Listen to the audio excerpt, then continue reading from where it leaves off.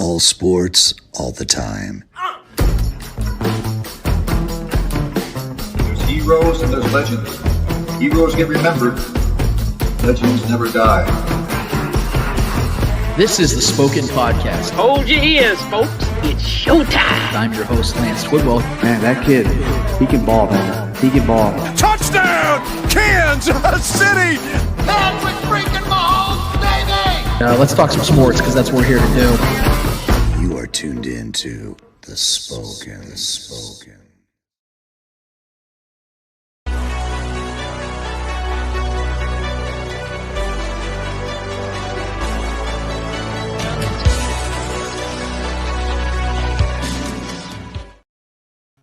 This is the Spoken Podcast. I'm your host, Lance Twidwell, here inside the Starcade Media Studios with my guy, Trevor Twidwell. What's good? Episode 319. You heard that correctly as I rub my eye because I'm still waking up. It has been a lovely morning. We're getting here a little early this week, but episode 319 is in full swing, full motion. We're so happy to be here with you and for you to be here with us, whether you're live streaming, podcasting, or YouTubing. We want to thank you so much for taking the time to be with us in this time as we have a fun-filled show that will not be deleted like other things in the world, that will not be pretended like it doesn't exist. We are here, we exist, you exist, and we're going to get this bad boy going today. It is a lovely Saturday here in Kansas City. Wherever you guys are at, if you guys are in the same city, if you're across the world, I don't give a damn. We are together today, and I am so excited about that. Some of us may not have ever known each other if it wasn't for doing shows like this or this show in particular. But that is the beautiful thing about sports. That is the beautiful thing about sports talk, is that we build a community through it. And that is why we're all here, is to be a community, to have discussion, to have conversation. And I hope that you guys are ready to have a conversation, because we don't want to talk at you. That is something we take a lot of pride in here at the Spoken Podcast. It is not about talking at you. It is about talking with you. It is a community-driven show, and I hope that you guys want to be a part of it, because we are going to have you as a part of the show, whether you like it or not. Just kidding. You can just listen if that's more of your style. But if you want to be a part of the show, we ask that you go to YouTube, go to the Spoken Podcast on YouTube, hit subscribe, share, notify, like, all those buttons. They all help us big time. But the one that helps us the most is if you guys hit the comment button and give us what you're thinking, whatever your comments, questions, takes, topics, concerns, any of it. Anything that you got for us, man, drop it in the chat. Anything sports related, man, we want you guys to drop it in the chat, and we will talk about it throughout the show. No matter what you guys want to talk about in the world of sports, we will give you our most honest opinion back and forth, and we'll have ourselves a nice little conversation, if you will. But in the meantime, guys, we have a great show for you guys. Like I said, we have a lot to get to. There was a lot of news this week in the Chiefs community, in particular, the NFL as a whole. But we want to focus more on the things here in Kansas City. But before we get to any of that, I like to keep things consistent around here. Trevor, how was your week, man? How's your weekend going so far? And what's up with you, man? I mean, solid week. It's getting hotter and hotter right now. We're in the midst of the heat wave of the summer. Next week, I think it's going to be the hottest week, at least out here in KC. It's going to be brutal. But other than that, man, good. Staying busy, working, kids, things like that. Buying school clothes, preparing for school to get back in town pretty soon. So, yeah, man, other than that, just hitting the gym with you. Me and you hitting the gym pretty hard. I don't know if we've been hitting it. Follow us on our socials. Y'all will see the progress that my guys are making over here. So that's been fun to watch and fun to be a part of. But other than that, man, just saving money, watching crypto pump. Boom. You know what I'm saying? So, ready for some foosball, though. That's for sure, bro. Yeah, man. We're less than 50 days away. I hope you guys are excited as we are. I know, man. At this table right now, I'm jonesing at this point, guys. I've been feeling the itch for a couple weeks, but now I'm at the place where I want my Sundays to be back filled with football, and we're going to be there before you know it, and that's what we're trying to get you guys prepared for right now, because training camp starts next week. That's what I'm so excited about, man. Chiefs training camp starts next week. I'm pumped. I'm ready to go, man. It's going to be a fun season, and I hope you guys are ready for it as well. Trevor, without further ado, it is time for Lance Rants.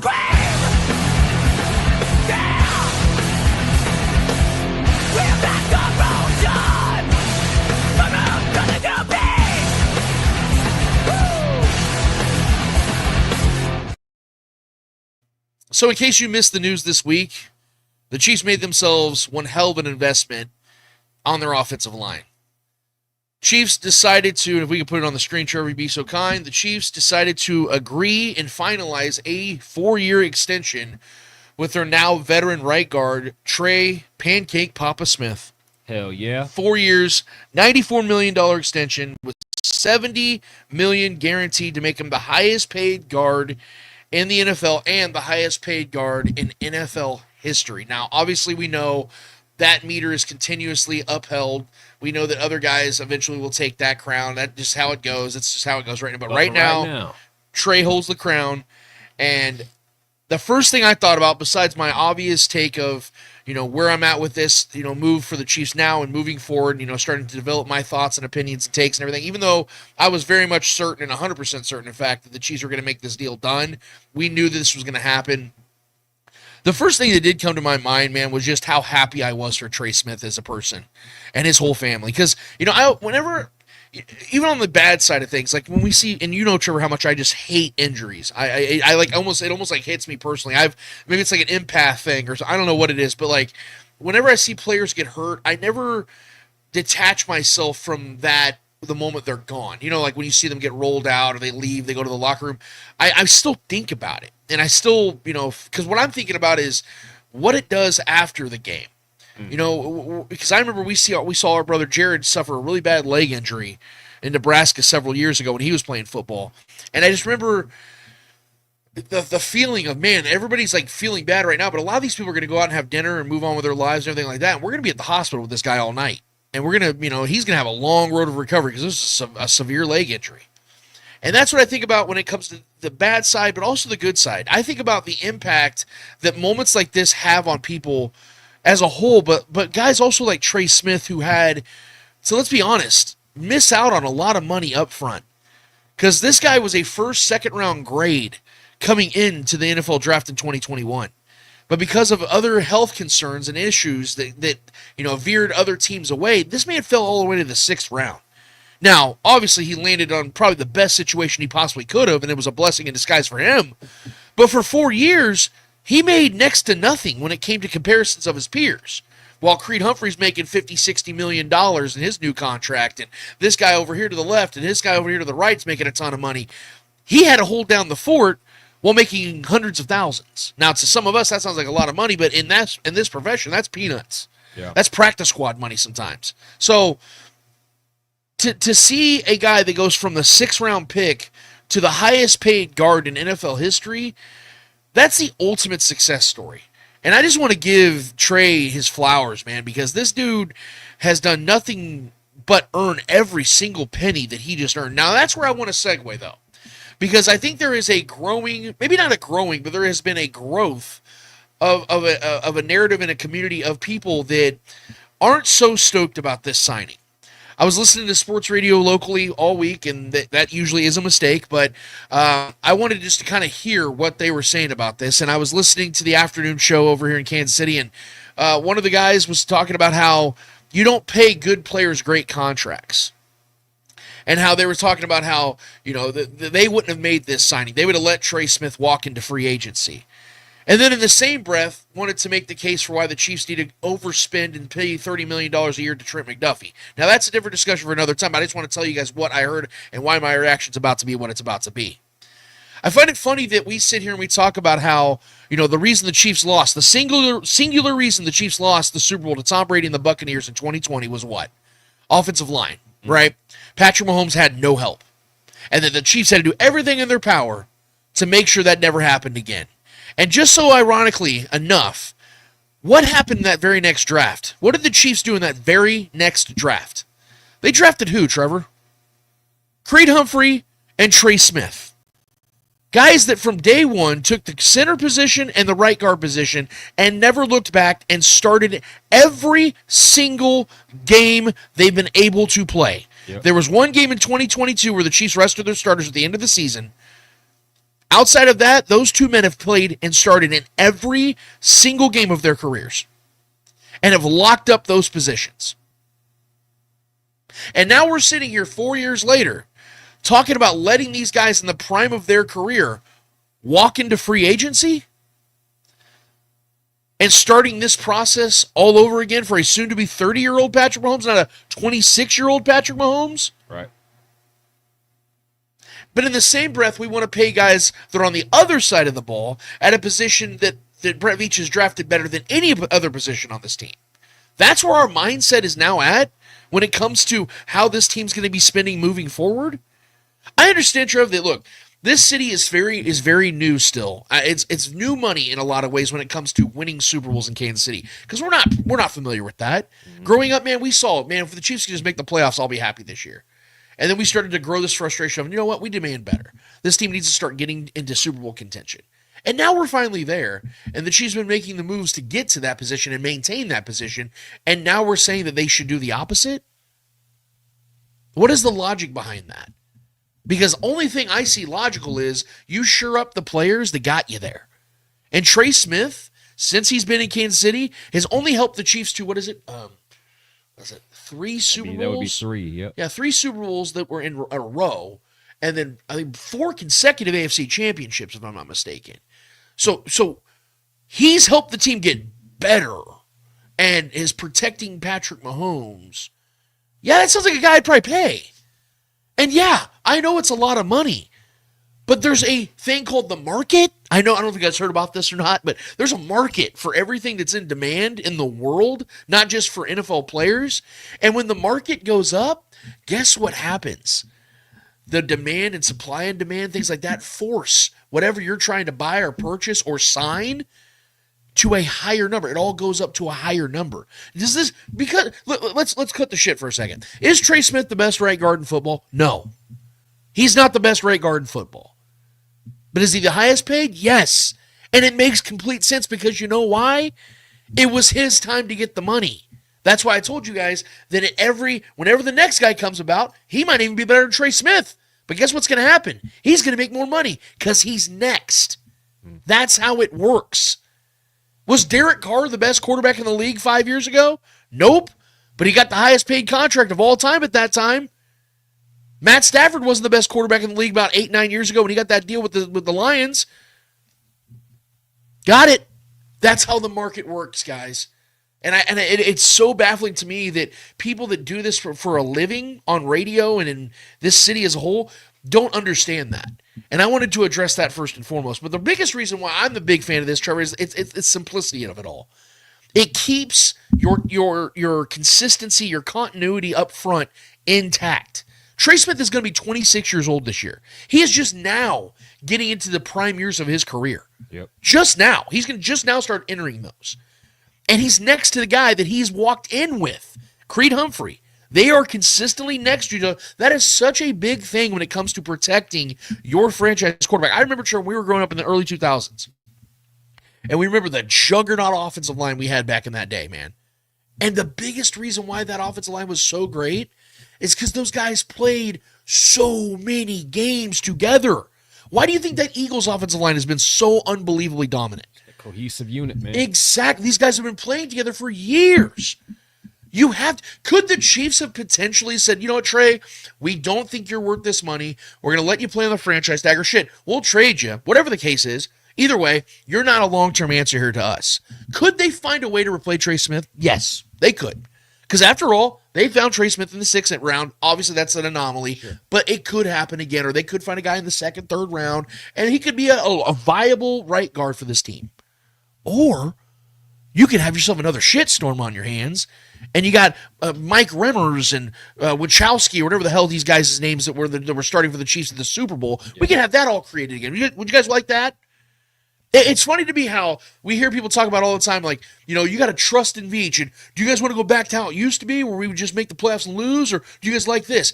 This is literally the same principle. This is literally the same argument that you are making against yourselves. We are sitting here talking about a team that is building and maintaining the foundation of what is a Super Bowl winner. And the number one objective is to keep Patrick Mahomes healthy. So why in the hell are we even debating whether they should have paid a Trey Smith or not? Is he the best at what he does? No. But is he one of the best that justifies the contract that he just got? Absolutely. What is the argument? Someone give me the argument.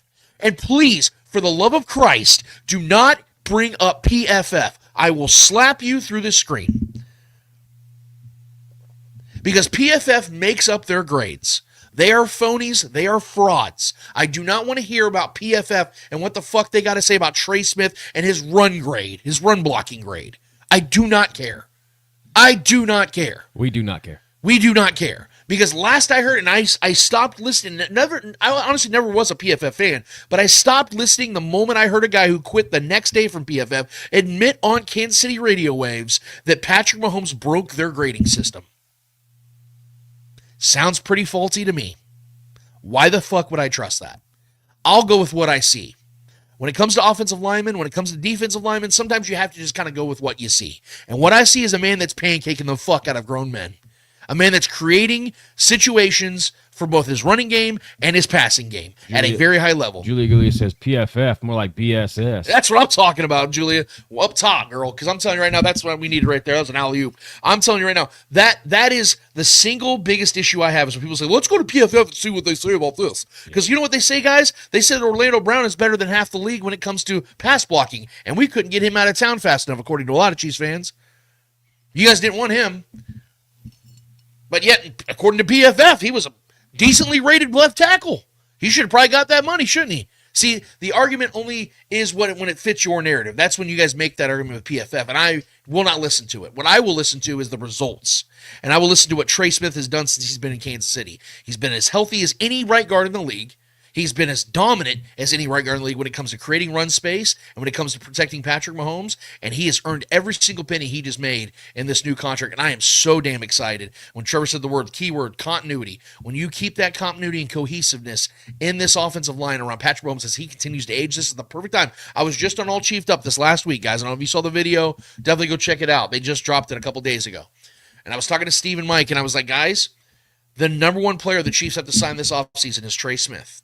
I'm not saying he's their best player that they need to sign. I'm saying he's their most important player because he is a guy that's going to continue to pass. This is the perfect time, guys, for the Chiefs to make sure they have the best offensive line imaginable. Because Patrick Mahomes, yes, he's not old. He's not old at all. Man is still a very young man. He's 29, about to be 30 in September. But this is the time when you want to shore up this offensive line for the next 3 to 4 years because these are going to be this window that's coming up, guys, is going to be the best 3 to 4 year window of Patrick Mahomes' career because he's got as much knowledge as he's ever had, most experience he's ever had, and he's still in those prime physical, like that apex, being able to be at his top athletic peak. This is the perfect time for, if you look at LeBron, Kobe, Michael, any of the 28 to 30, 28 to 32, you look at all their numbers, they're at their absolute peak. Those are absolute peak years.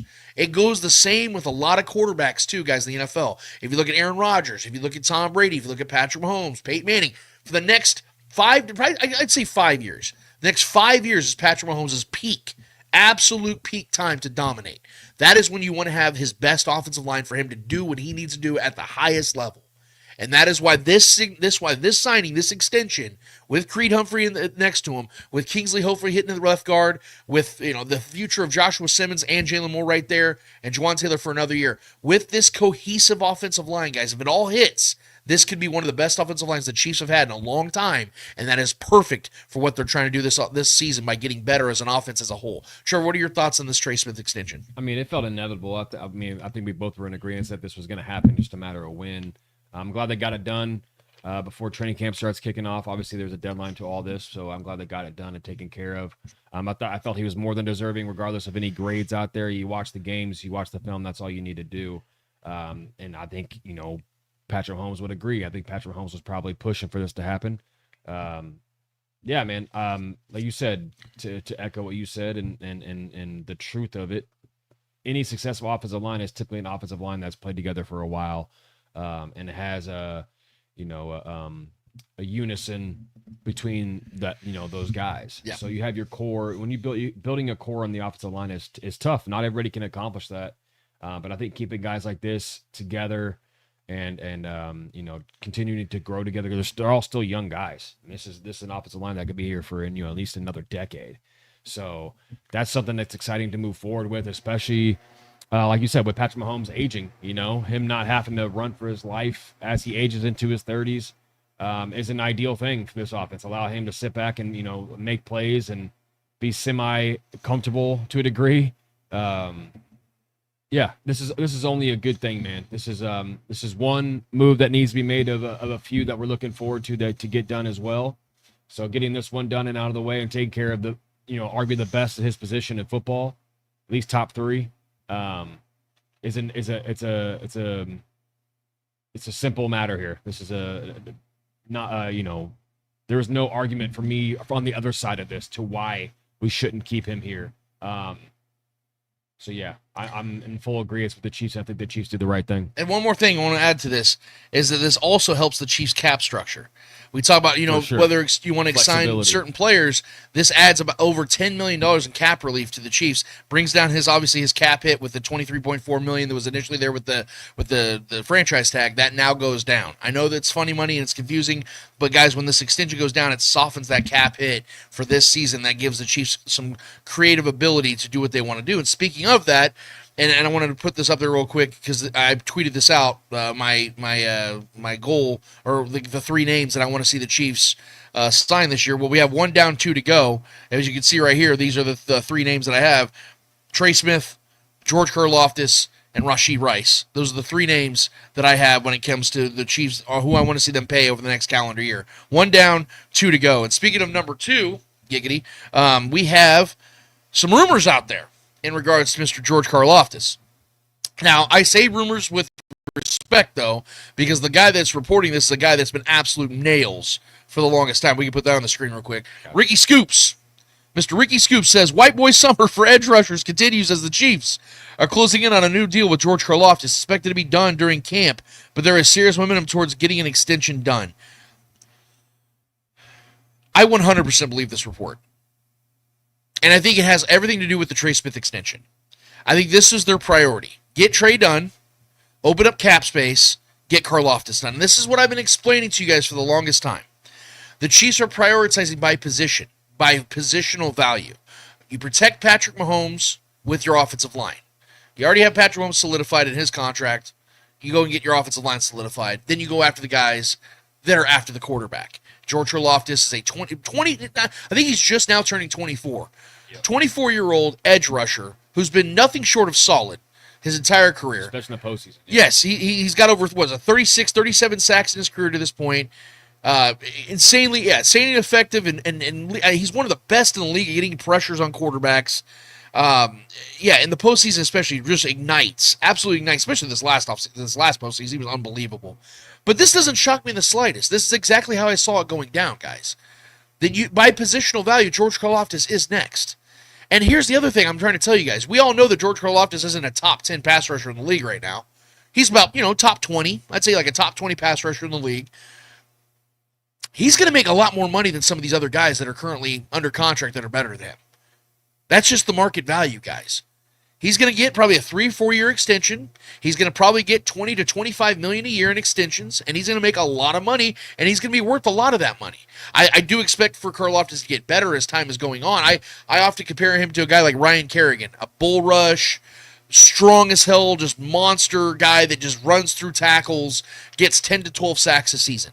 I think Karlaftis is going to be in Kansas City for the majority of his career, if not all of his career. I definitely envision him as a guy that's here for 10 to 12 years and gets 100-plus sacks. I'm not kidding. I really think that George Karlaftis is going to get 100 sacks in his career.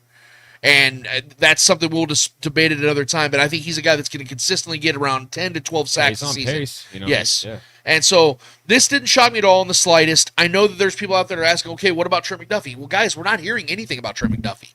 We're not hearing the Chiefs talk about him at all.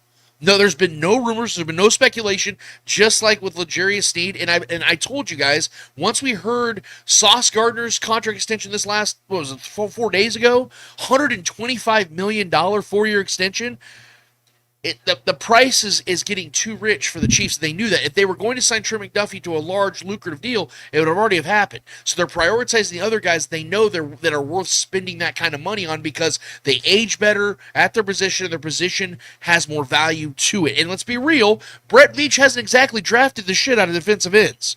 He hasn't done the best at that position. I understand he usually has to draft later in the first round, almost always, so it is more difficult to go get that, elite Myles Garrett type guy.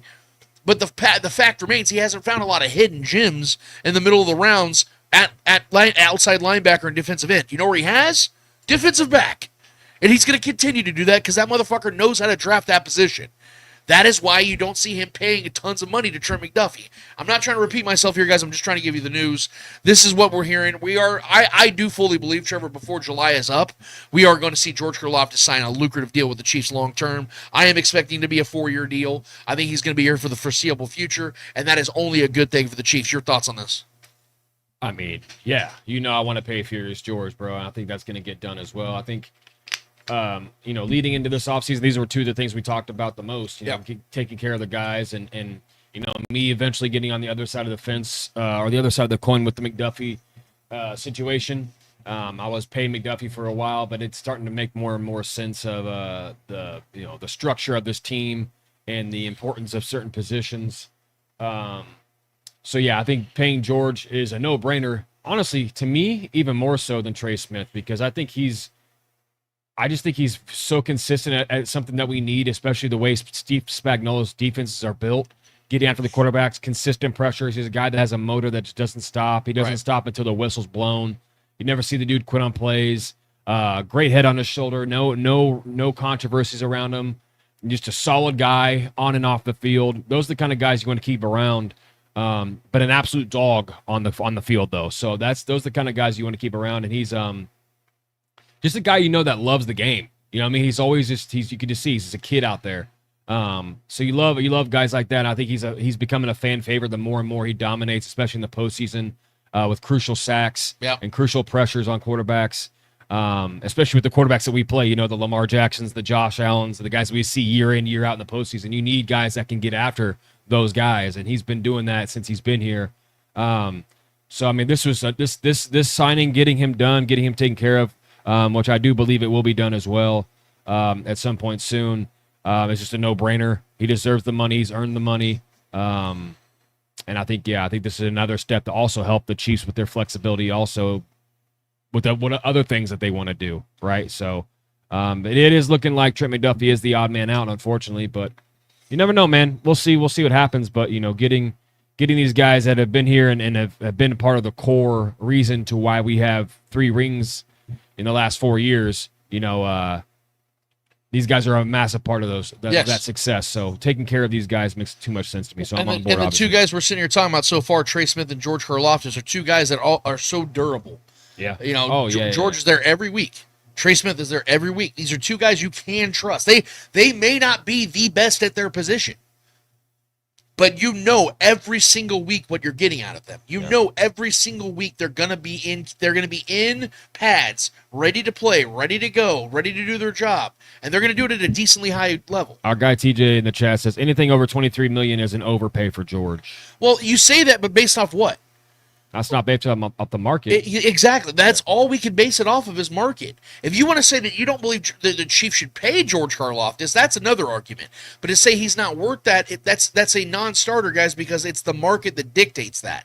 And if the Chiefs find it fit to pay him that money, they think his value is at that, then it doesn't even matter what we think.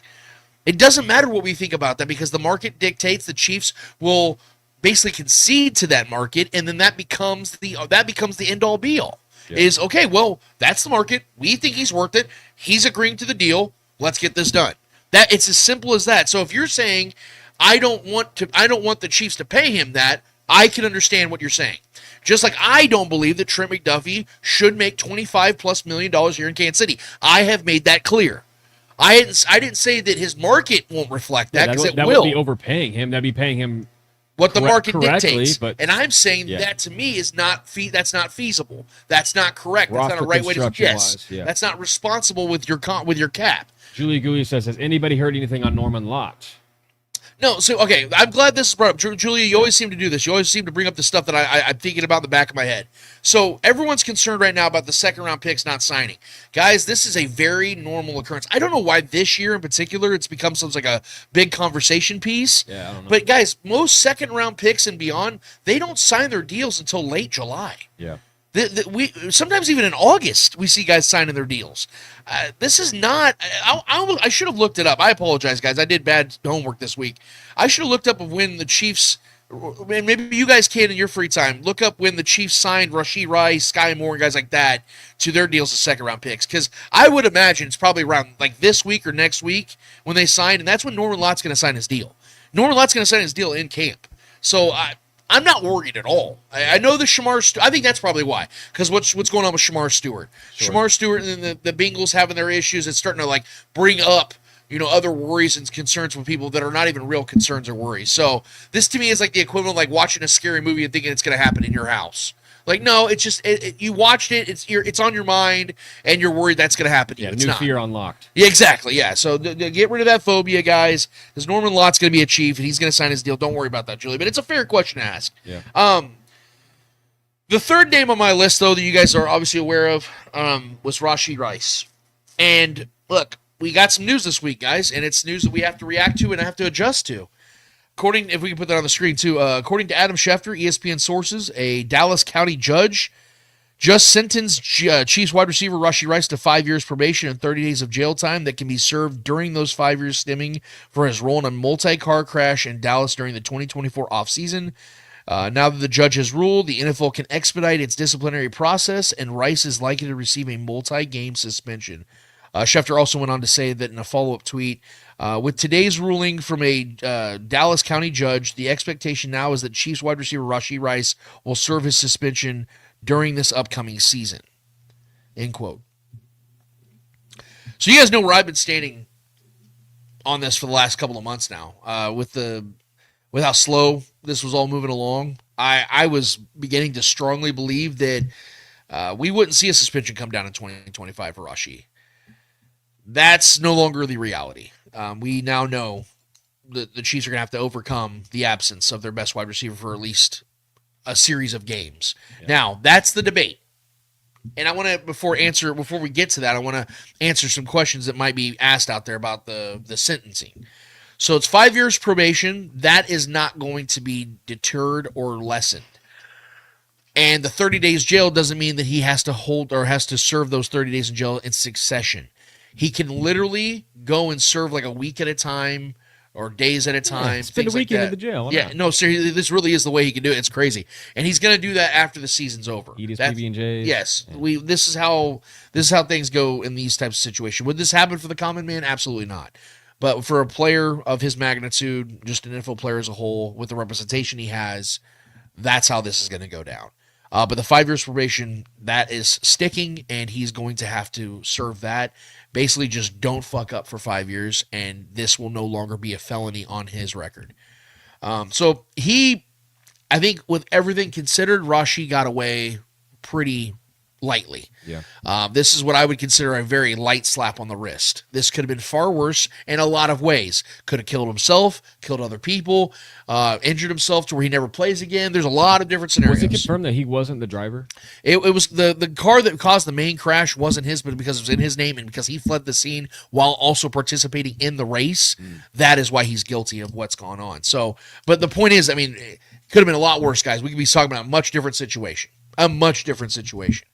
So with that is he got off lightly, which is what segues back to what I was talking about, a little Tarantino right there for you guys. But the question now is, what is the NFL going to do about this? How are they going to handle this? What are they going to hand down to him? And I want to put up that poll real quick if we could, Trevor, because this is from you guys. I like hearing from you guys. This is what it's all about. How many games? I put this as soon as the news came out. How many games will Rashee Rice be suspended? 66% of you said it's going to be four or more games. I'm going to vehemently disagree or vehemently agree with you guys on this. I know there's the narrative out there that's growing right now. I've seen other shows that posted. I'll give credit where credit's due. Arrowhead Addict just dropped an article giving prime examples of other players that had similar situations and how they only got a game to 2 games and how that could work in the benefit of Rashee. I get that. But here's the problem we have with the NFL in situations like this one in particular. There is no standard. The NFL, this is where the NFL gets it wrong every time.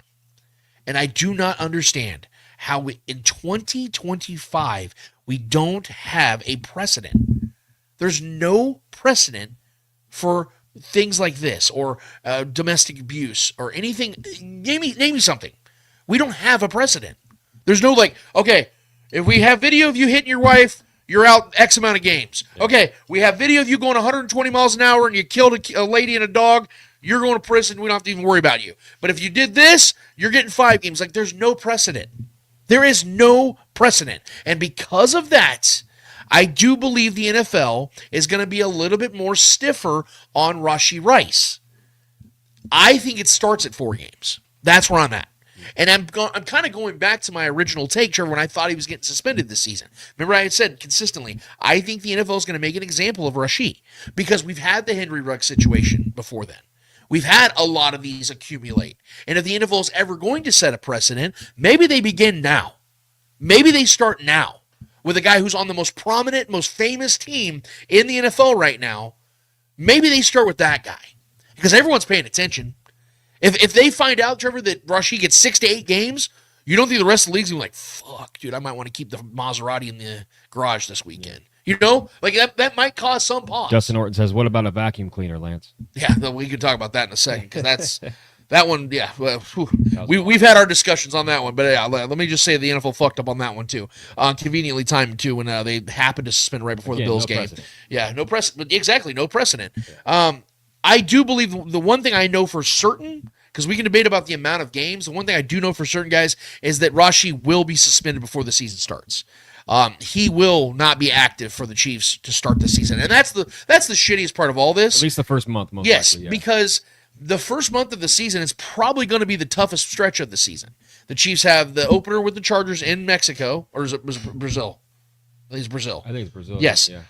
Or Brazil. Yeah. Yes. So they have the opener against the Chargers. We know that's going to be a big game. It's a divisional game, all that.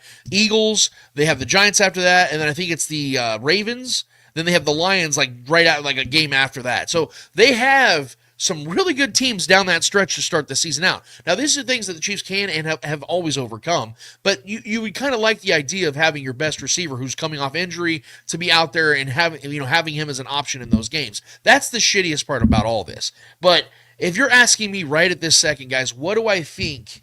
Where do I think this lands numbers wise? Because maybe he does appeal it, and maybe he gets a game or two take it off. If they say, hey, we're suspending Rashee for 6 games, maybe he does appeal it and it goes down to 4. I think either way it goes down, one way or another, Rashee Rice will not be playing for the Chiefs in September. I think the first time we see Rashee Rice is in October. That is when we see Rashee. And I think actually the Lions game might be the first game of October, if I'm not mistaken. So correct me on that, guys, if you check the schedule. But I do expect him to be back.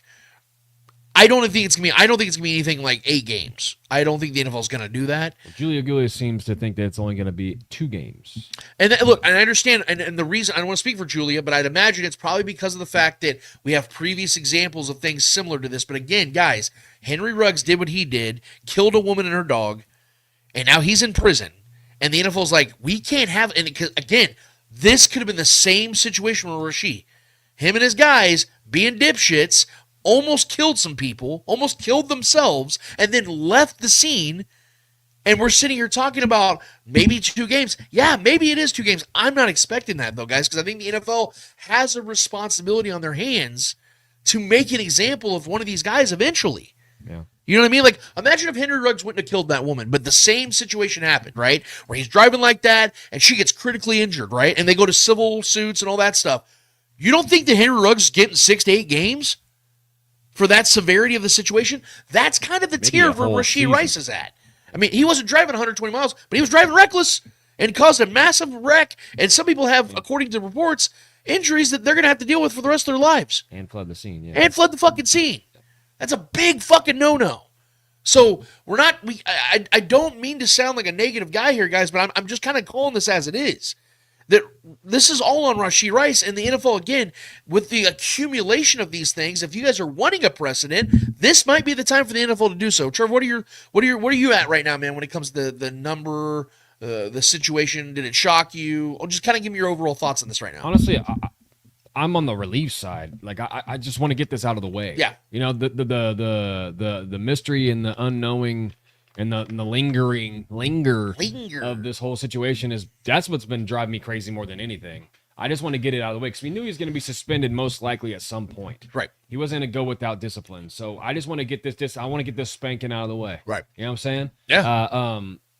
Yeah. So I think it's going to be at least 4 games. I'm on that side as well. Could be more. I don't think it's going to be any less than 4 games personally. And I think it's deservingly so, man. This is the you play the, you do the crime, you do the time. That's not only football and law. That's just life in general, man. Right. Yeah. So, he put himself in this situation. He's got he made that shit sandwich. He's going to have to eat it now. So, it's just for me, I've just been where I've been thinking like, all right, here we are. It's at least a month for me. I'm just thinking about life without Rashee, because we saw how that was for a while last season. That was a struggle. I know we have some, more bodies available this time to start this season without him, but I'm thinking, X's and O's of football, and without Rashee for the first few weeks of the season, how it's gonna look. That's where my mind's already kind of going to. So I'm already chalking this up for at least 4 games. But listen, I mean, I'm just ready to get this out of the way. That's where I'm at. And hopefully he comes back from the 4 to 6 games or whatever it ends up being, and he's good to go, and he's looking good. He's physically ready to play football, because that's really at the end of the day what I care about the most. Is just having him ready to go when he's ready. But yeah, man, I just think I think 4 games is kind of what sounds the most likely. But yeah, man, I just think it is what it is at this point. Well, and the thing that I know, the next part of the conversation that everyone's been talking about, I've already heard it, is, okay, so who steps up? Yeah. Well, that's my thing. That's a part of the conversation for sure. But I do think, and look, I am going to turn this a little bit to the positive side, because I did tell you guys before the season, well over a couple months ago, I think this is going to be the best, most loaded wide receiver room that Patrick Mahomes has ever had. And obviously that starts with Rashee, but even with the absence of him, because, we kind of had that in the back of our minds that there might be a suspension this year. There's still a really good wide receiver group around Patrick Mahomes. And so the question now for me is, who does this benefit the most? I was talking to Mike and Steve Williams from All Chiefed Up yesterday. We were texting about this, and Mike said the same thing I've been thinking. Because everyone's just assuming that it's going to be rookie Jalen Royals. No. And we could talk about that in a second, but rookies in this offense, they take months to learn and develop into actual contributors in Coach Reid's offense at the earliest. It took Rashee, 8 games? It took Xavier Worthy half the season. And those guys are top-tier receivers, first and second-round picks. Jalen Rose is a fifth-round pick. So I'm going to give him a lot more leeway and a lot more time to develop into what he can be for this offense. We have no idea what he's going to be in this offense. Maybe an absolute boom, or he could be an absolute bust. We don't know yet. The guy it's such a simple answer for me. The guy that benefits the most off this is Juju Smith-Schuster. The veteran who's already helped this team win a Super Bowl, who came back last season after playing with the Patriots, and now is back for one more year. He's also got bone-on-bone knees, but yeah. Sure, no, but think about this. He's obviously still good enough to be on this team. He's still young enough. I think he's only 28, 29 years old. And he plays the same exact style of wide receiver that Rashee plays. The guy that catches the ball 5 yards down the field and extends with his legs. That's always what Smith-Schuster's been for this offense. And now because he was going to be the backup to Rashee anyway. That was going to be the guy that gives him the blow. When Rashee needs a breath, Juju comes in. What was Jalen Royals' comparison when he got drafted? Rashee Rice. 100%. That's not my conversation, though. Because Jalen Royals, you can't expect a 5th-round wide receiver to come in day one and fill Rashee Rice's shoes. No. When Rashee Rice himself took 2 months as the only good wide receiver on this team to become something. Yeah, but that wasn't the question. You said who benefits the most. Who benefits the most? Yeah, because I don't think that Andy Reid has to fill his shoes entirely. But what I'm saying though is, the most, I don't think Andy Reid's going to put Jalen Royals in that position yet, because we all know, we've heard the stories from even Travis Kelce about how, dude, Andy Reid didn't talk to me my rookie year. We had rookie Kingsley Suamataia starting at left tackle because he was drafted out of necessity. Jalen Royals wasn't. He's a 5th-round pick, Trevor. Was he not, though? Yeah. Did we not know that Rashee was going to be suspended? Kingsley was taken in the top 65 picks. Jalen Royals was 19th, 120th? The first receiver taken in our draft. Right, but I'm saying that's because they already had a good room. Yeah. They believe that this guy's going to develop behind these guys. Sure. You know what I mean? Like, you go and get Xavier Worthy in the first round. You get Rashee Rice. You go and sign Hollywood Brown back. You bring back Juju Smith-Schuster. That's 4 guys right there. That's what I'm saying. Like, Jalen Royals has no pressure on him right now. That's why I'm not going to put it on him. Now, if a couple other, let's say like Xavier Worthy gets hurt, and then Hollywood Brown does his annual health benefit, then we're going to sit here and talk about probably Jalen Royals going to have to step the fuck up. But that's a different type of scenario. TJ makes a good point here. I mean, Puka was a 6th-rounder and contributed immediately. Oh, okay. Tom Brady was a 6th-round pick, guys. What are we doing? I'm just saying, like, this is I think it's changing a little bit where some guys, especially these skill positions, the deeper and deeper it gets, you can find a lot of gems. There are exceptions to the rule. I think Puka's. I don't think he would have flourished on almost any other team if he didn't go into a offensive mastermind. With it had Matt Stafford as his quarterback. Okay, so that's a similar situation for Jalen Royals coming into Andy Reid's offense with Patrick fucking Mahomes. But just real quick, and I don't want to harp too much on Jalen Royals because I'm not trying to set a doubt precedent here with him. I'm not saying that's going to be the thing. But what's more likely to happen? That Jalen Royals becomes Puka Nacua or a below average player? It's definitely door number 2. That's why Puka stands out because he is the rarity. Those guys are so rare to have a 6th round, or I think it was actually a 5th round. The point I'm trying to make is Jalen Royals is not the guy they're going to be leaning on, Trevor. It's going to be Juju, who's 29 years old. That's not what I'm saying. I'm saying who benefits the most from Rashee's absence. I think the growth and the potential, a door being wide open for possibly having an opportunity to step into a bigger role immediately. I think it is Jalen. Who do you think has more snaps for the first month of the season, Juju or Jalen Royals? Are we talking injury snaps? No, snaps. I'm talking offensive play snaps. If I'm putting money on it, it's probably Juju. Right. So how does Jalen Royals benefit when he's going to get, at best, wide receiver 5 snaps? But if snaps is one thing, but if targets are equal, who do you think has the more upside? Or upside? Well, I still think Juju. I think Juju's the better receiver still. That's crazy. A 5th round rookie who we have no idea what he is. We have no idea what Jalen Royals is. What do you mean we don't know? I mean, we have no idea. He might not even make this team. We have no idea if he makes this team, Trevor. Okay. I mean, yeah. It's a 5th round pick. I mean, those guys are, what is it? The chances of those guys ever becoming anything in this league is less than 5%. Like, 5th round picks are rarities, dude. Like, we don't see those guys flourish in this league every day. So, at the point, all I'm trying to say is, if he doesn't make this team and Sky Moore makes this team, I might shoot everybody in the room. I might switch fandoms. Yeah. Real quick. God damn, why'd you bring up Sky Moore, dude? I'm just saying, dude. Fuck. That guy sticks around. Jalen Royals better be. But hear this part. I think you're going to agree with me on this, and I want to get your thoughts on it. Why this could be a blessing in disguise when it comes to the whole Rashee suspension, which is now inevitable. It obviously is not ideal. Like, let's address that. It's not ideal to have your best receiver out for at least a month. Yeah, it sucks, man. But it could be a blessing in disguise for multiple reasons. It does give Patrick Mahomes and Hollywood Brown that real chance to gel. He's got to be the guy, honestly. Yes. He should be the guy that benefits the most, in my opinion. Xavier Worthy and him, I think you need to lead the way. Because Xavier Worthy's that 1st round pick, year 2. You know what I mean? He needs to become a dude. But Hollywood can be that guy that can play the underneath game. Yes. Those quick strikes to him and let him just, turn up field. Xavier's still strictly that deep threat guy, in my opinion. That big play guy. It gives, we can even include Worthy in the conversation. It gives Patrick Mahomes and Hollywood Brown and Xavier Worthy more time to really become that little collective, get their games going. So when Rashee's back, we already know the complimentary game's going to be there for Rashee. He knows his we role. have some tough games without Rashee. Exactly. Yes. Teams are playing in that first month of the season. Right. Who knows if it's more than I'm hoping it's 4 games. Yeah. I don't think it's going to be any less. I'm just hoping it's not 6. And here's the biggest thing that no one's talking about yet, Trevor, but I'm staying consistent on it because I still believe that Rashee Rice is a guy that Chiefs look at as a long-term answer. He's only 26. He's just turning 26 this year. That's my dude, man, of course.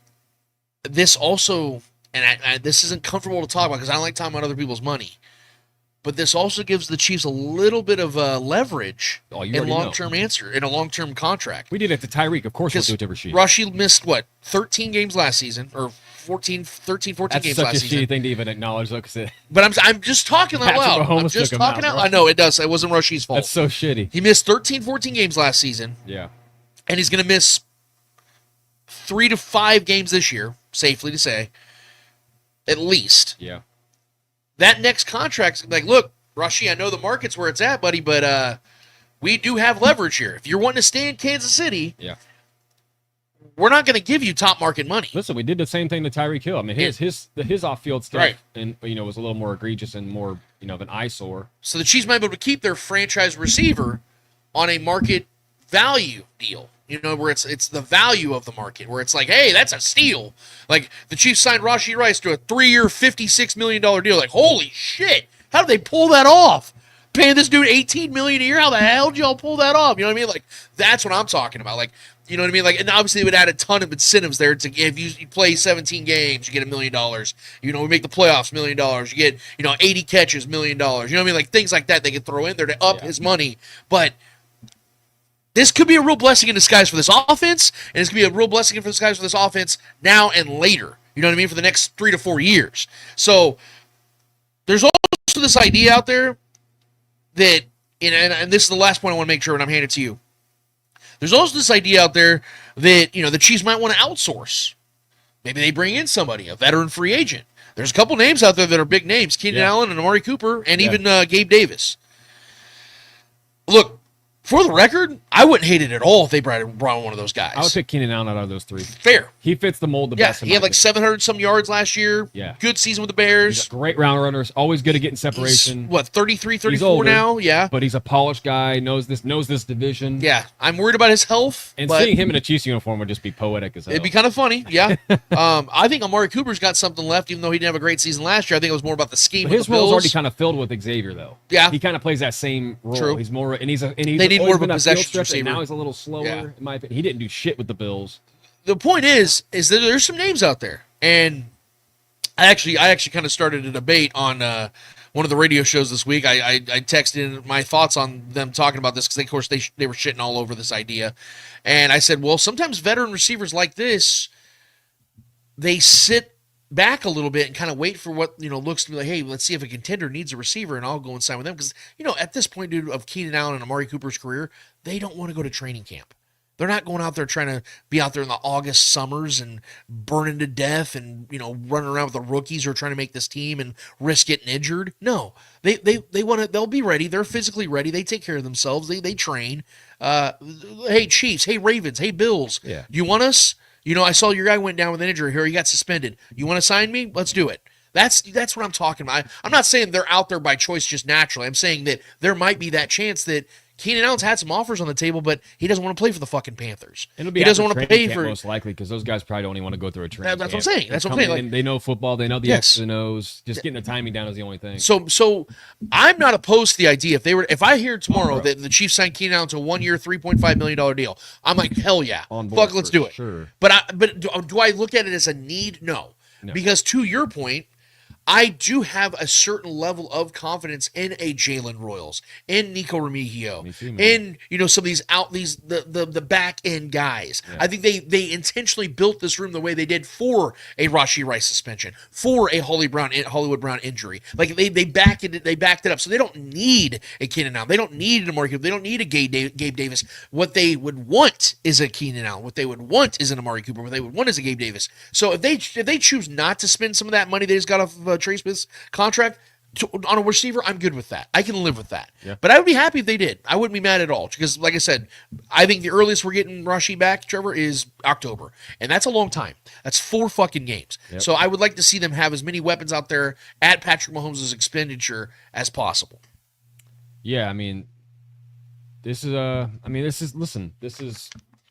I think I like the idea of bringing in a veteran. Me personally, I'm always on board with that. But I do honestly, it doesn't feel like it's something that needs to happen because right. I do like was just touting Jalen Royals, and I know you talked about he might not even make the team. Well, no, I'm just throwing that out there like as a possibility. Yeah. I get it. I fully believe he's gonna make the team. I fully believe that as well, and I think the kid's got skills, man. I was very excited watching his tape because he reminded me so much of Rashee Rice. It was pretty wild. Yeah. He's like a clone of Rashee Rice out there in Utah State, I believe is where he played, and he was just a baller. That guy has a nose for the end zone as well. So I think we are in good hands, and I think this is a great time for. I'm not as high on Juju, maybe filling that role as you are. I like Juju in maybe in a filler for 4 weeks, maybe. Wow. Juju just doesn't have that juice like that anymore, man. In my opinion, he hasn't. He's a tough as nails guy. Like he's tough to bring down, but he's just the speed and just the agility just isn't there for me anymore. But I don't know with this situation with Rashee. I think it is at least 4 games. But who will step up in his absence the most? It's up for grabs. You know what I mean? It could be another tight end. It could be Noah Gray. Yeah. We can go 2 tight ends a little more heavy, and I think Noah Gray, given the opportunity and every opportunity he's been given, has shined. Yeah, I think Noah Gray deserves more than he's gotten over his career because catches over 77% of his targets. He scores touchdowns. We've seen that guy have what was it in 3 weeks? He had those two touchdown games. Yep, that guy knows how to play football, man. I think he's been playing alongside the greatest to do it. I think it's a contagious thing. You can't help but learn and observe from the greats like Travis Kelce. So I think being around him and I think Noah Gray deserves more. And I think that could be a route we go, rather than just throwing Jalen Royals out there or expecting Juju to be Juju of old, rather than old Juju. But I think Noah Gray has a chance to I think our offense could go that route too. So, or throwing to the running backs a little more. We haven't done that enough, I think, in the past, especially last season. We didn't throw the ball to running backs as much as Andy Reid's offenses normally do. So maybe getting other guys involved, maybe getting Pacheco more involved. I think we were kind of angling towards that before he got hurt last year to get some more targets. He was on pace to have a high end, like clearly supersede his target accumulation in a single season last year. He was on pace for that. So that was looking cool to see him get more involved in that. I'm excited, regardless of this suspension and what the looming number of games that are hung over our head right now. I'm excited about this offense, man. I'm excited for other guys to step up, and I'm excited to see Rashee back eventually at some point. It's just a matter of how this offense adjusts in the absence of Rashee, because I think that's more of the conversation here. How do lesser of who steps up and what name it is more for me. Is more about the offensive structure. Yeah. How do we go about mixing things up and doing things a little different? Because I don't think there's any true replacing Rashee. I think his ability to do what he does after the catch is league best. When he's healthy, last time he was fully healthy for a full season, he led the league in yards after catch. And I think he would do it again. So he's the best in the game at doing that, apparently. So I don't think there's any true replacing that guy, what he does for this offense right now. But I think a mishmash of different schemes and maybe 2 tight end, 3 tight end sets. Who knows? We're throwing it, like I said, more targets for the running backs. Either way, I'm excited to see what this offensive line can become. Give me Pat time to make plays to these guys that aren't Rashee. Hollywood Brown coming in fully healthy this season, knock on wood. And Jalen Royals, these other guys, getting a chance here to maybe make a name for themselves.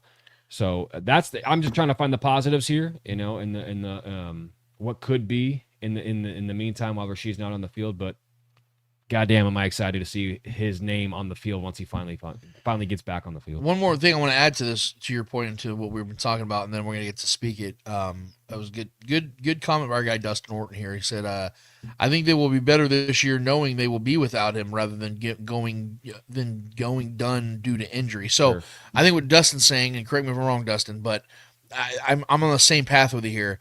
Going into the season, knowing full and well he's not going to be a part of things, helps them adjust to what they need to become in the meantime, rather than losing him in the middle of the second quarter against the Chargers in week 2 or week 3.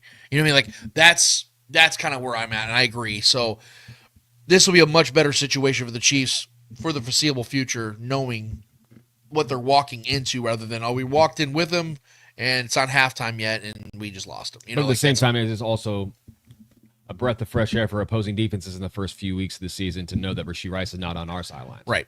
That's also, the other side of that coin too is defenses don't have to worry about that dude right now. That is a big thing. So that definitely helps them as well. All right, let's get to you guys, man. We've given you guys about an hour of our mouths, literally, giggity. So now it's time for you to give back. Get in our YouTube comments. Hit us up there. Whatever questions, takes, comments, concerns, whatever you guys have. We want to hear it. We want to talk about it. Trevor, what's going on? Speak it, man. Our guy Dustin Norton always at the front of the line.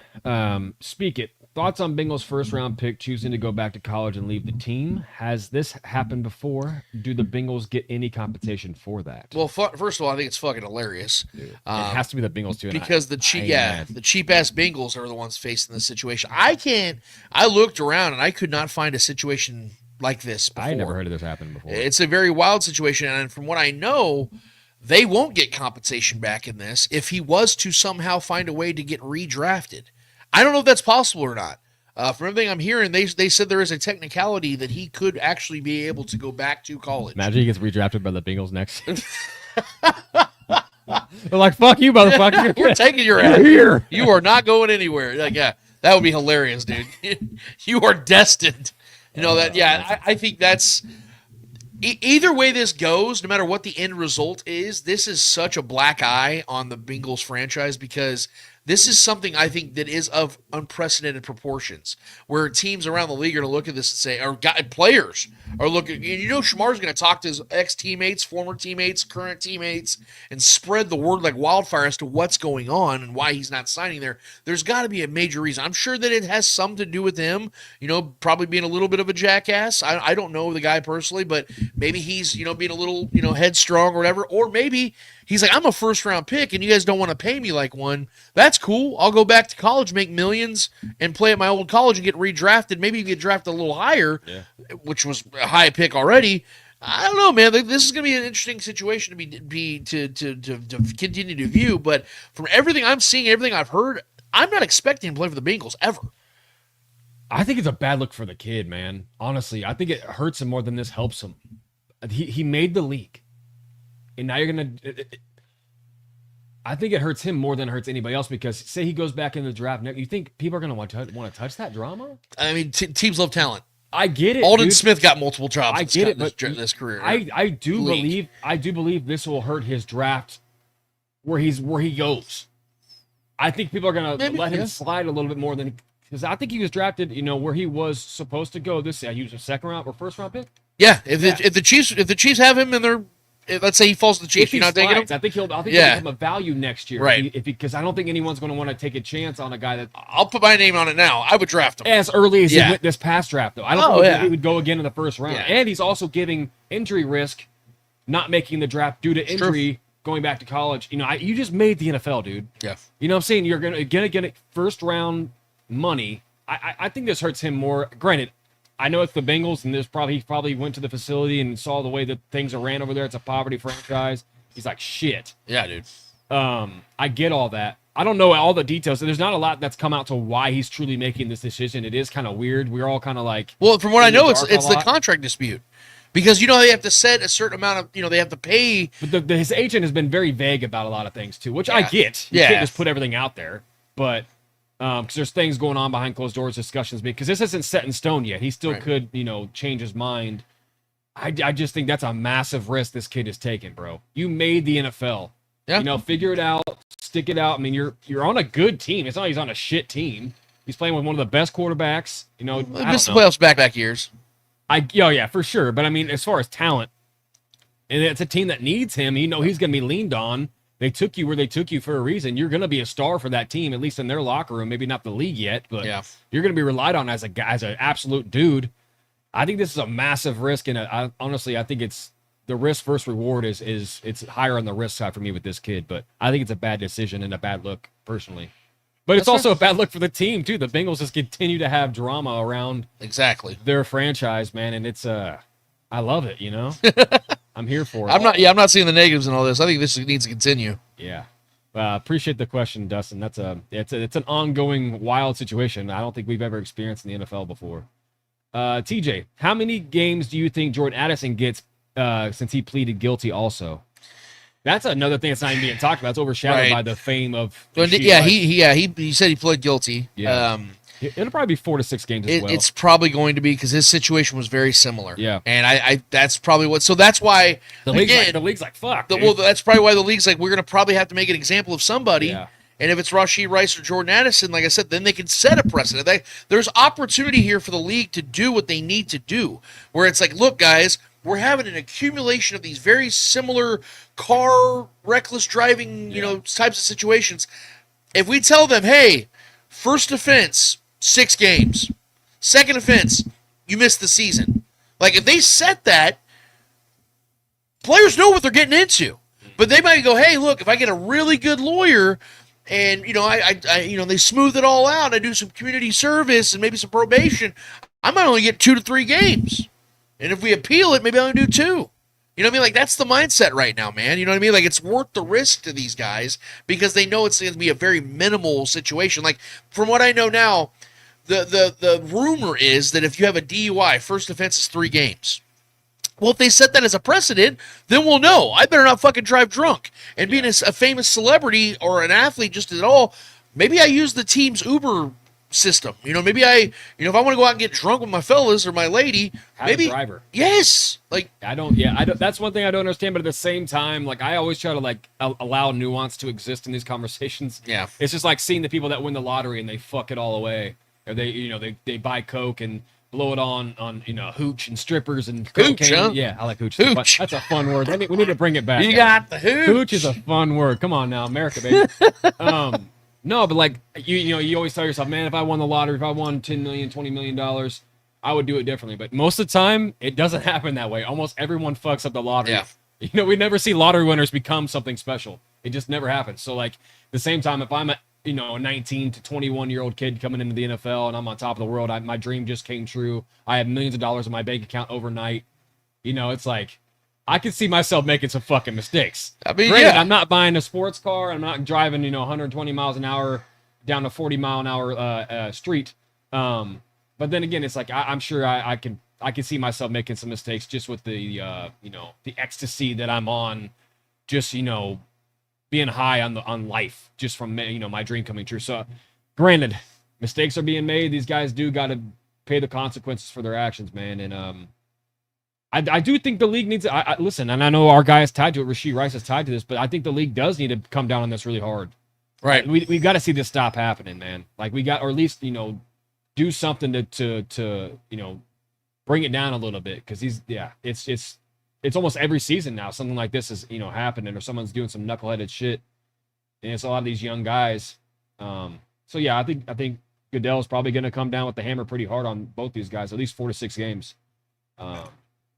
So yeah, John Harrison, back to the kind of reminiscing back on the conversation we were having about Omar Lott not signing yet. He says Norman Lott, yeah. Oh yeah. He says info.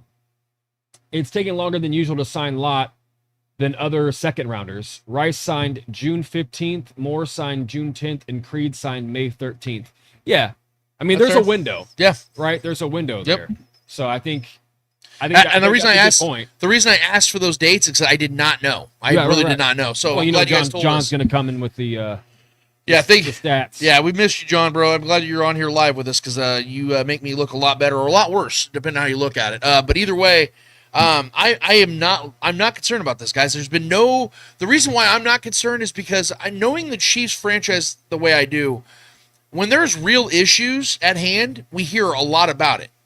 Be like with the Chris Jones thing, when we didn't know whether he was going to get his extension or not. Yeah. That was talked about so much, because this is still a small market, and this team protects the vest, or they keep everything so close to the chest that when things get out, that's when it's a real problem.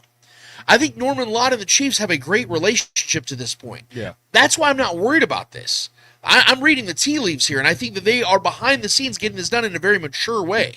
This isn't out and about. If Norman Lott was coming out saying, yeah, I'm just not happy with things going, it was a very Shamar Stewart type situation, I'd be very worried about that. And I think, listen, man, I think there's just difference. When you get signed to the Chiefs, you know what you're here for. You're here to contribute to championship aspirations. Right. And if you don't want to be here, goodbye. Right. You know what I mean? This is the place to be. And how about this? Maybe if we just simplify it a little bit. I hate to sound like your aunt at a Christmas party when you're talking sports, she just jumps in. But what if it's just simply as, hey, we'll get it done when I come to training camp? Yeah. What if it's that? What if he's just like, hey, I'm back home right now with my family, or I'm training, and you know what? Hey, we'll sign it when I get to Kansas City. Yeah. What if it's that? Yeah, my point is this is not the Bengals. This is the Kansas City Chiefs, bro. We've been, we just went to 3 straight Super Bowls. You have the best quarterback in football, and you're the best head coach in football. If you want to play hardball, see you later. You want to go back to the draft or go back to college and play another year, see you later. Right. The fuck, bro? That we don't. Yeah, that kind of game is going to be played here. So I don't expect. I don't think that's what's going on either.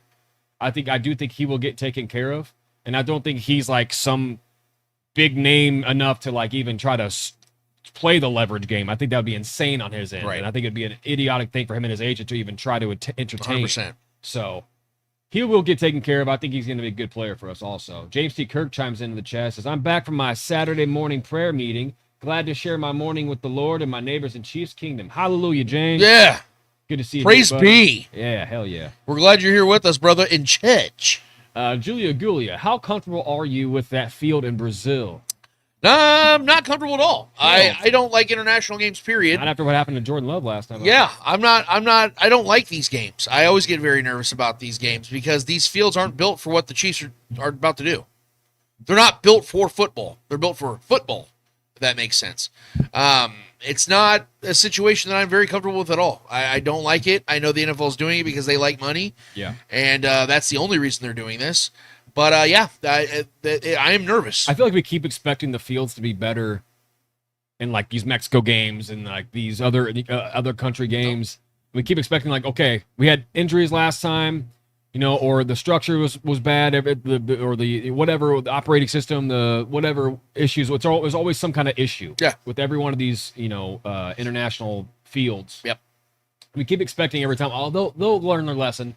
And it's always something. So, yeah, of course, I'm nervous as hell, man. You would think. I'm always nervous as hell in these games. But we'll see. I mean, hopefully Brazil, they know they play a lot of soccer over there. So I think, you know, maybe cherishing our players like they would cherish their players. Hopefully that's something that comes into effect pretty soon. But, yeah, of course, I'm nervous. Yep. After seeing that Packers game last year. Yeah, a lot of slipping and sliding. So hopefully that's a little different this year. Michael Maldonado, what's up, buddy?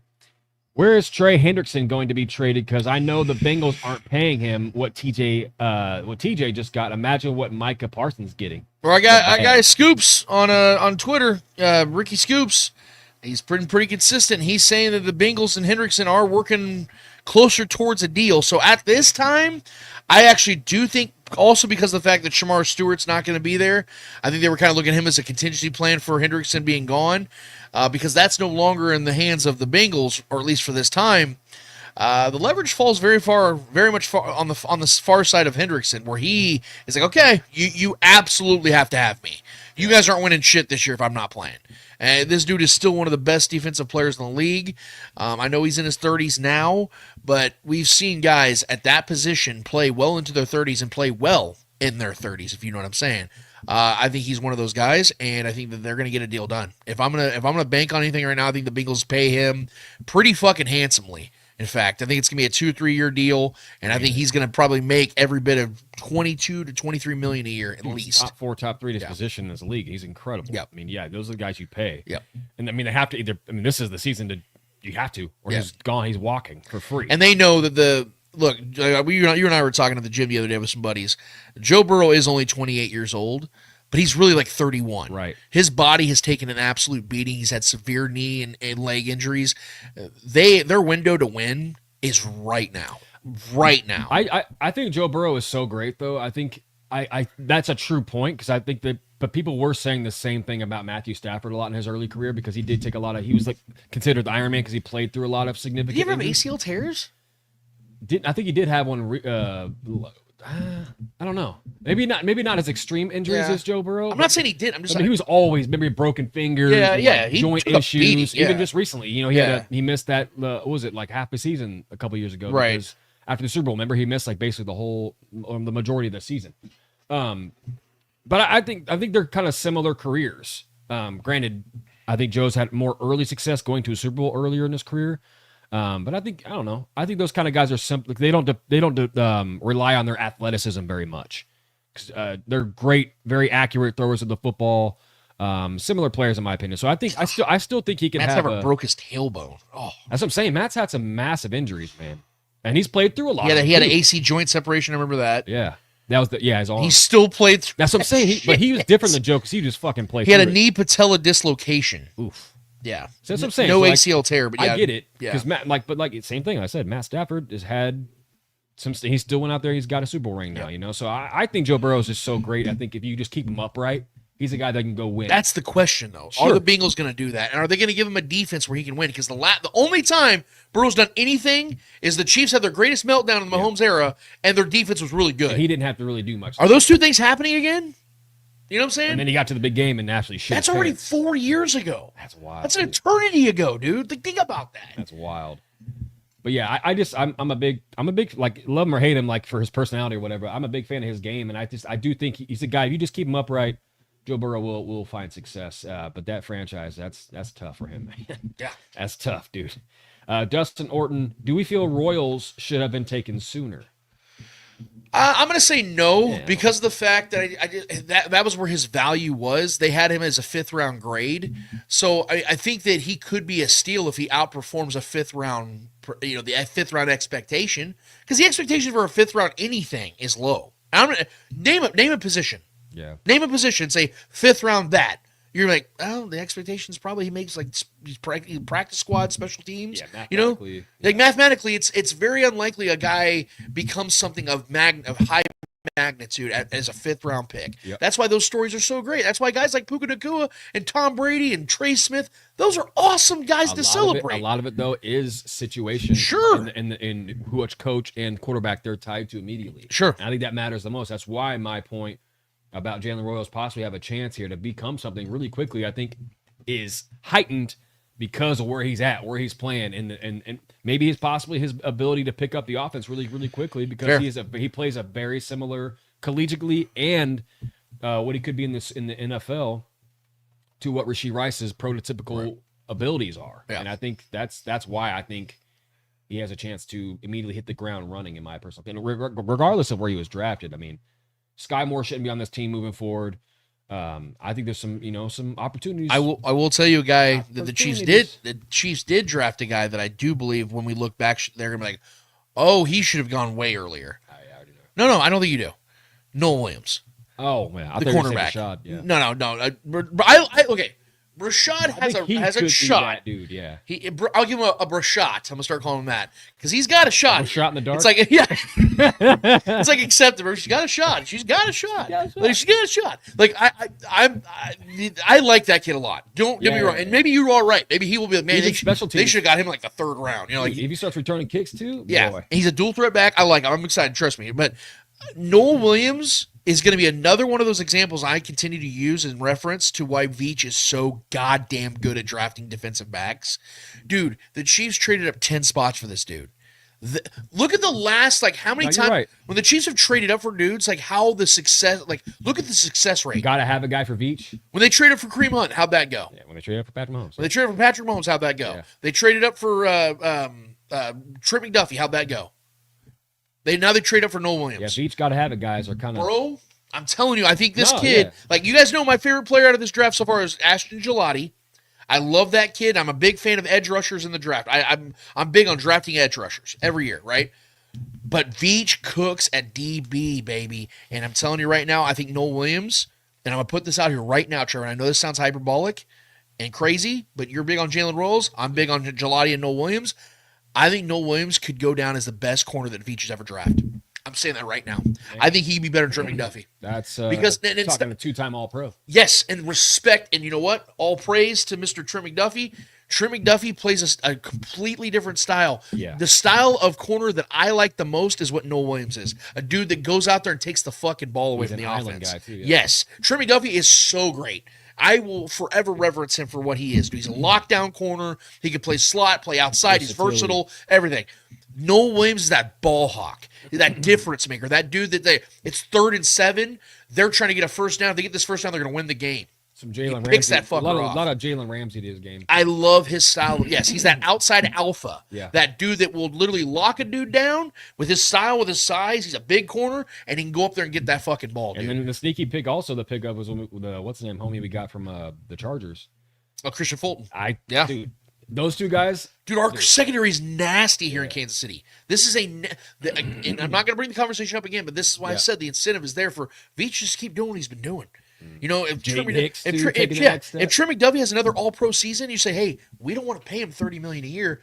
Trade him for a first-round pick and keep this bad boy rolling. Yeah, I think that's Noel Williams, Christian Fulton. You maybe bring back Jalen Watson on a short-term deal that's real inexpensive, and then you draft another 2 corners and you just keep this bad boy rolling. You know what I mean? That's the way I see it going. Yeah. All right, let's see. Julia Gulia. Pads come on next weekend. Who are you putting money on for left guard and left tackle? Oh, I'm sticking very consistent with where I'm at on this, and I am willing to be proven wrong. But if I was to blindly just predict who's going to be starting those positions week 1, left tackle will be Jalen Moore, and left guard will be Kingsley Suamataia. Biggest reasons why. Everything I've been explaining all offseason, guys. Jalen Moore is the veteran with the contract that's making him over $20 million. The Chiefs invested real money into him. Joshua Simmons, although might end up being the much better left tackle and the franchise tackle for this team for a long time, he is dealing with he's coming off a very serious leg injury. The Chiefs invested 5 years into him as a first-round rookie. Yeah. You have 5 years to work with. So let him work himself into his career. Let him ease into this. Let Jalen Moore start. If Jalen Moore sucks or Jalen Moore gets hurt, you know what to do. Put your first-round pick in there. That's a break glass in case of emergency type situation. But let the veteran start first and let the work get done. Kingsley, the reason I like him at left guard, and I know people are like, well, he won't be Joe Thuney. Who the fuck is? Joe Thuney is one of the greatest guards in the history of the NFL. Hall of Famer, man. You're not breaking my heart if you tell me Kingsley will never be Joe Thuney, because I agree with you. I don't think Kingsley will ever be Joe Thuney. Yeah. But could he be 65% of Joe Thuney, 70% of Joe Thuney? Yes. Because he's got the physical, he's a way more physically gifted player than Joe Thuney ever was. And that is why Kingsley could move from position to position, and I think he's going to win that job, and I think he's going to win it going away, because he is such a physical freak, and I think he's so strong, so gifted with the structure of his body. I think he's going to be a great guard for years to come for this team. I know this team loves him. I know they believe in him. I believe in him. I'm not giving up on Kingsley at all, and I think he's going to win that job sure-handedly. Agree with you. Dustin Orton, Speaking of Rice, are we worried about regression at all, since it will be over a year since he's played? This is a fair question, because when you're gone from the league for a long period of time, no matter what your age is, that is very tough to overcome. I'm going to say no initially, because of the fact that I think that Rashee has shown that you saw like his rookie season. He didn't do really anything for his first 8 weeks. I think he had a touchdown week 1, but outside of that, he didn't really do a lot. And then he kicked it in high gear. I think it's going to be a very similar situation this time around when he comes back.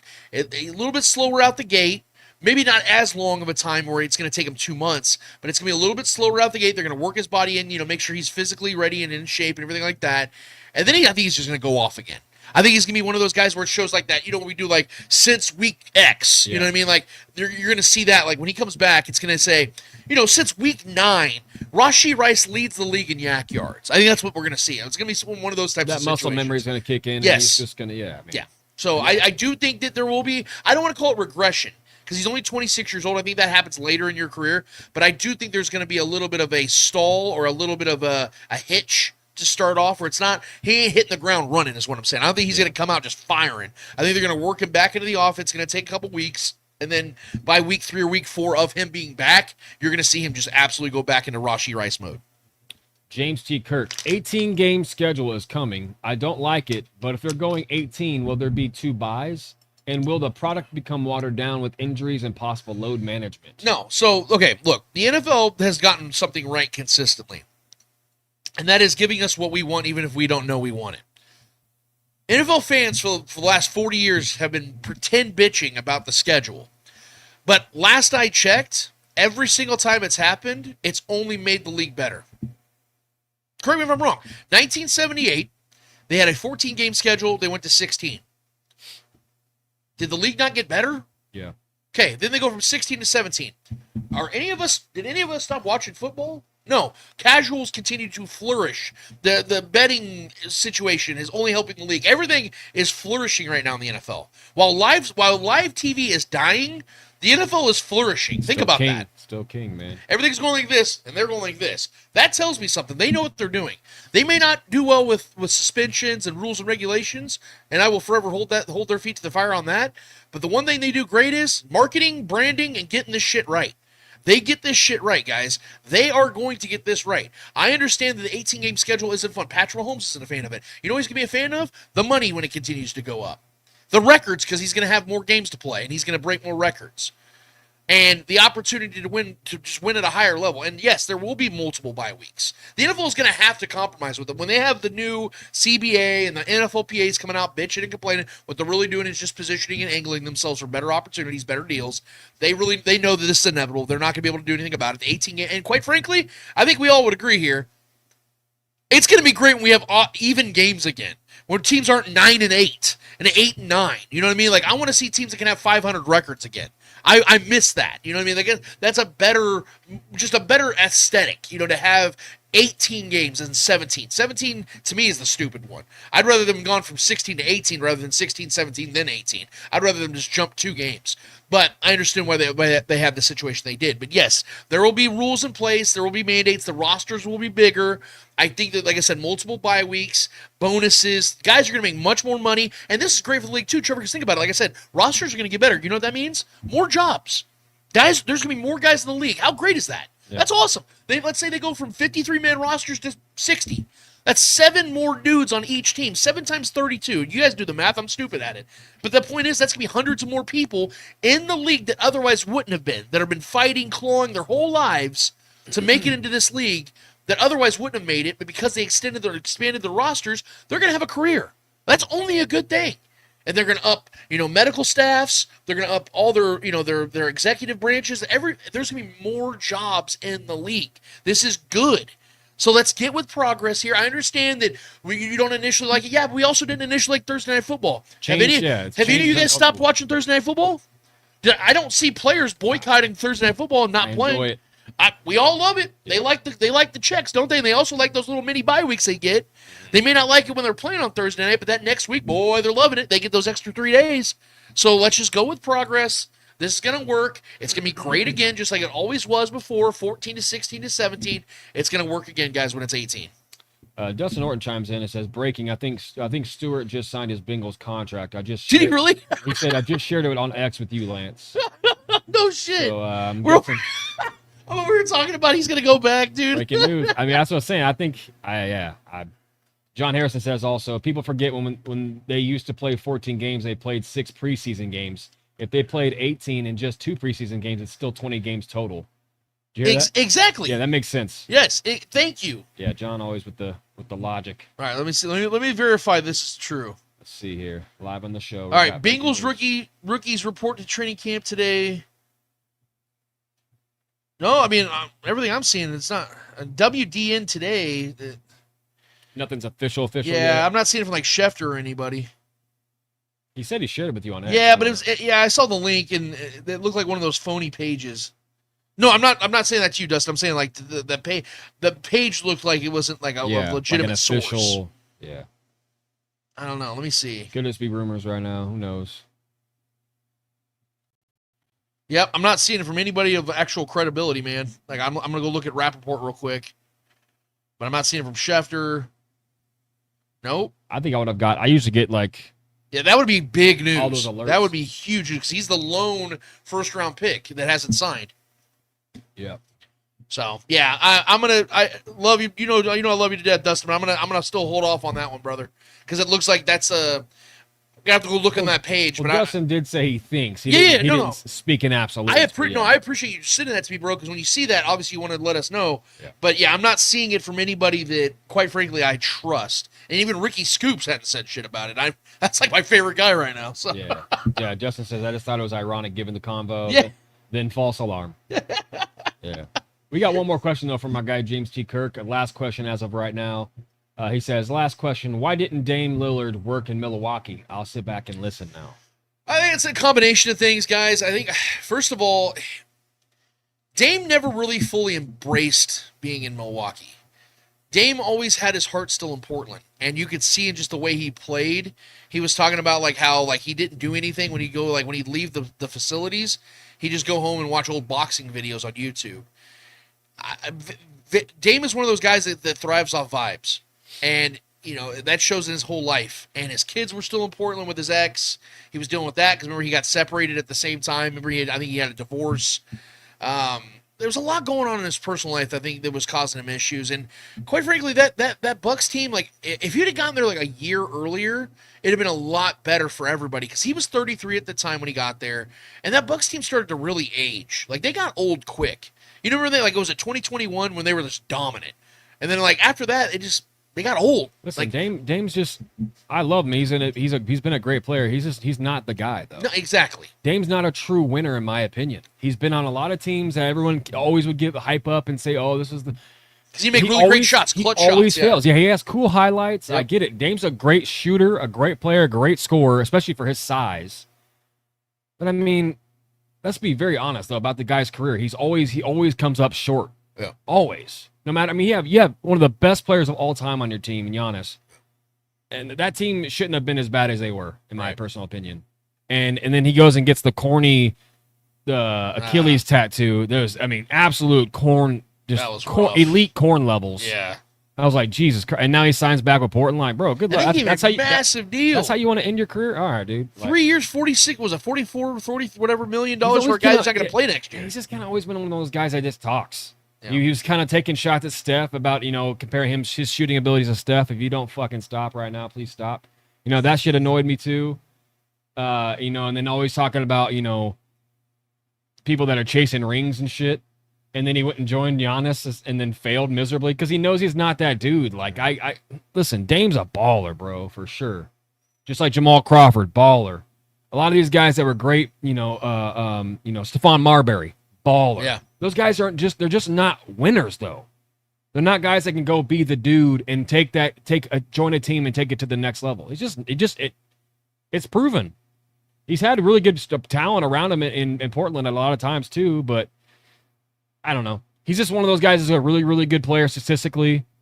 Has a lot of really cool moments, Hollywood moments, theatrical moments, and his clutch as hell, and his ice in his veins kind of guy. But that's kind of all he's going to be remembered for, honestly. Yep. And I think that's why it didn't work. He's just not like the best team player, in my personal opinion. A guy that's going to go out there and X and O's, figure things out, and go win a championship. He's not that dude. He's a fun, electric player, but it's about where it stops for me. But yeah, that tattoo was horrendous and completely cheesy, in my opinion. But yeah, that's it. That's it for the questions, man. Awesome, man. That was great. Good hour, guys. Good conversation we have every single week with you guys. We appreciate it. When you guys comment, we tell you guys that our favorite thing of doing this show is being able to communicate with you guys back and forth, not talking at you, man. We want to make sure you guys feel like this is a show where you guys can take the platform as well, because that's what it's all about. So I really appreciate all the questions, and we appreciate all the takes. You guys keep them things rolling, man, throughout the week, even on our social platforms as well, Twitter, Facebook, man. The conversation never ends, guys. So let's keep talking about it, because football is about to be here on the horizon, and I hope you guys are excited as I am, because I'm absolutely stoked. Trevor, we have one more order of business to get to. What is it called? Hold this L. Each and every episode, we finish off every single episode with a series of L's in the world of sports. Whether those L's are friendlier L's or not so friendly L's in the world of sports, we promise you, whoever's holding the L in the world of sports deserve those L's in the world of sports. Trevor Twidwell, who's holding the L for you this week? All right, so there was I don't know, you guys. Some of you guys may follow the Jake Paul stuff. Some of you might not follow the Jake Paul stuff. It's kind of a guilty pleasure of mine. I enjoy it from time to time. But just recently, this past week, he did have a fight. And leading into the fight, there was listen. There's two sides to the coin when it comes to like reporters asking questions and it being like legitimate good questions, and the player or the athlete is like avoiding and being the asshole in that moment. But there's also a good amount of times where the reporters are either asking like just batshit crazy questions, or just like triggering questions just to get a response or to pull some emotions out of the athlete intentionally. And then there's some that are just straight up dumbass questions like, what are you trying to do or prove here? And this reporter took his shot here with Jake Paul. I'm going to go ahead and give you guys this video here real quick. And the issue or the theme about the ring girls in an all-female fighting card and the sexualization of women. You want ring girls? Well, a couple of people have said that why don't have boys or none of any of them at all. I just wanna bring to the attention the conversation of it. Next question, please. Jake. If anybody wants to submit an application to be a ring boy MVP, send it to that young man. Send it to fucking Kamala. Okay, he said Kamala Harris at the end there. That was actually pretty funny. But the reporter basically, I don't know if you guys could hear it or not. The reporter was basically asking why, because there were several female fights in his card here this past week, and the reporter was asking why they don't have ring boys instead of ring girls. It was an actual question. And he said that it's a sexualization of women. Listen, these are jobs that women have been doing forever in sports in general. Cage girls in the UFC, ring girls in boxing. And it's similar to the cheerleader thing going on in football. I just don't know why. This is why I don't get mad at certain athletes when they're like they got to sit down and answer these questions. They don't know what to expect. You know, these reporters, these are credentialed people asking dumb questions like that. Well, the dude asked that question because he knew this was going to happen. That's what I'm saying. So they're getting news. That's what I'm saying. Like, so that's why, like the downfall of ESPN right now, and like just the watered down and the absolute phoniness, the phoniness of the media now. It just continues to get worse. Yep. And it's because of things like this. Yep. Everything's clickbaity. Everything's tabloids. It's literally, I remember tabloids being such like a niche, ridiculous thing. Maybe the aisles of the grocery store. Yeah. But now we are living and breathing tabloids. Yep. Like that's like tabloids is like the reality now. Yep. Everything is rumors. Everyone's buying everything hook, line, and sinker. As soon as they see a headline, it's too long, didn't read the actual details. They just want to take the headline and talk about it. Or they want to ask a dumbass question to trigger somebody, or some super wokey question about sexualizing women now all of a sudden because there's ring girls. Yeah. When there's, several girl fights, that maybe the girl fighters want to see ring boys. Yeah. That's the downfall like, of society. What are we doing? Look, you have officials talking about how elections are stolen. Bro, like, it's never ending now, dude. Listen, I don't even want to make it the. That's why I cut out before you said the Kamala Harris comment. Because you bring up the wokey segment. Yeah. Dude, it's coming from the top. It's just that's what I'm saying. It's listen, and I'm all for a good conspiracy theory and stuff, but like those are fun to entertain for sure. For sure. I like them, Bigfoot. A lot of them are. Yeah, a lot of them Elizabeth are. Taylor. She is Bigfoot. I don't know if you heard. Jesus Christ. Elizabeth Taylor. A lot of them are valid. But this stuff like this just angers me. It's like when you get your chance to ask a question. I know it's Jake Paul, but it's still, this is a massive event. Yep. This is a massive moment for you to ask a question to an athlete or to a celebrity who puts on, honestly, Jake Paul's been doing a lot of good things for boxing, whether you like it or you don't like it. It's actually brought a lot of great. Hey, my boy Max Kellerman knows what he's talking about. Either way, I mean, this is what it's come to, man. Stupid things like this, stupid questions like that. And I know it is kind of fitting because it is, Jake Paul stuff. It's kind of a charade at the same time, so I get it. Maybe charade questions are a fitting thing. But still, that's a dude that went to school for journalism to ask the questions like that. Right. And that's just honestly shameful and annoying. And just quite frankly deserving of an L. So for that, I'm not even going to get the reporter's name or the journalist's name or the media member's name, whatever he is, whatever his title is. But to ask a dumb, stupid, wokey question like that to try to be some kind of ally to women, it's just a weird thing to me, man. So for that person that asked that question, do me a solid favor and hold this L. That's very rare that someone when a room with Jake Paul in it, he's not the biggest douche. That's very, very rare. Mine's gonna go back to the NFL side of things. I don't think there's ever been official blue blood franchises in the NFL like there are in college basketball. But we know that there's, the top dogs historically. You have your Packers, you have your Patriots, Steelers, 49ers, like Cowboys, and the Chiefs will eventually be in that too when Mahomes is done, when they have the most rings of all time. The Steelers are the team I want to focus on though, because they have had, and obviously I'm not giving any predictions away or anything like that. We wait for September, as you guys know here at the Spoken, but the Steelers have had a really stupid offseason. They're a team that just cannot get out of the early 2000s. They are still building their rosters and franchise as if this is still the run first league that we once knew as kids. You just have a decently capable quarterback, a rugged defense, and you're going to win games like that. That's not how the NFL works today. But they're convinced it's going to. They go and sign soon-to-be 42-year-old Aaron Rodgers. They trade away George Pickens before his rookie deal's even up. And then they go and turn around, and look, I love this player, but he's going to be 32 years old. And they go and give TJ Watt over $41 million a year. And TJ Watt is a guy who, although will be a first ballot Hall of Fame player, he's won Defensive Player of the Year. He's had multiple seasons of over 19 sacks. But I think we all would agree that TJ Watt's best football is behind him. He's going to be 32 years old, and they just gave him a 3-year extension with almost $100 million guaranteed, with $123 million total, on a defense that already has 4 other players that are over the age of 32 starting. This team is banking on, let me say this out loud one more time, a 42-year-old quarterback with a defense where half of their players are over the age of 30, and a head coach who hasn't won a playoff game in a decade. Think about that. The last team that Mike Tomlin beat in the playoffs was the 2016 Chiefs. And in that game, the Steelers didn't score a touchdown. That's how long it's been. And that's how pathetic the win was. Yeah. So think about that.